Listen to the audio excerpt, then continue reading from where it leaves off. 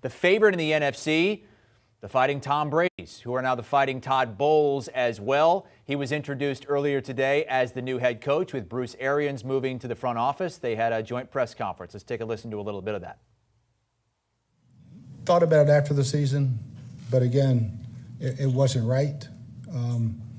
Obviously, going through the combine, going through all that process, trying to build next year's team without Tom. But then when Tom said he'd come back, it's like, whew, now it's easy. Now it's easy. We're in the best shape we've ever been.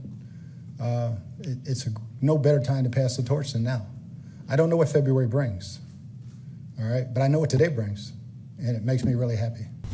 You know, being a person of color, you want to get hired off of your ability, you know, but as a kid, to see some people like us in these places and in these jobs, it gives hope to a lot of people. You don't coach for that reason, but being a kid growing up and going around neighborhoods and speaking to people, you understand the impact that it has on their lives, and we just try to be the best coaches we can be going forward. And you got to credit Bruce to giving everyone a chance, and everyone on the staff understands the difference in diversity and how to be a good coach, but you better be a good coach first, and I think he did a good job creating both and getting both in this building, so it means a lot to me.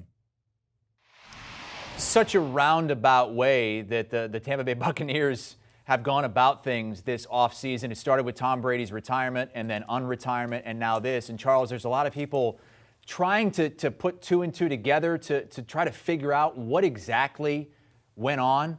Are you taking this all at face value, or do you think there's more to the story here?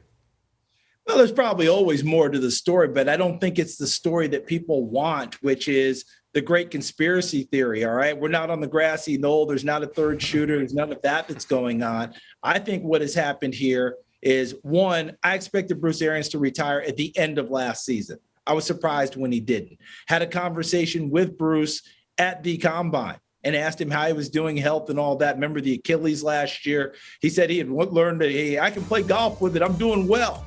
So I dismissed it from my mind. This feels like Bruce Arians, and I think he addressed it a little bit at the press conference, Ryan, when he said something to the effect of, it wasn't right then, but it's right now. Meaning he wanted to make sure that his protege, Todd Bowles, became the new head coach of the Tampa Bay Buccaneers. I think this was calculated on Bruce Arians' part, but I think it was a good calculation. He wants to take care of the people in his organization. He released that statement about 31 different families being affected who work for him. Make sure they were covered. They're pretty much covered at this point, because I don't think we'll have any real staff changes with Todd Bowles, at least in this first season. And the guy that he respects, who's been with him since he played for him at Temple, now gets his opportunity to be a head coach. If he had done it earlier, we have a national search. We have different things going on. Here, Todd Bowles ascends to the head coaching job. I think Bruce Arians was looking out for his guy.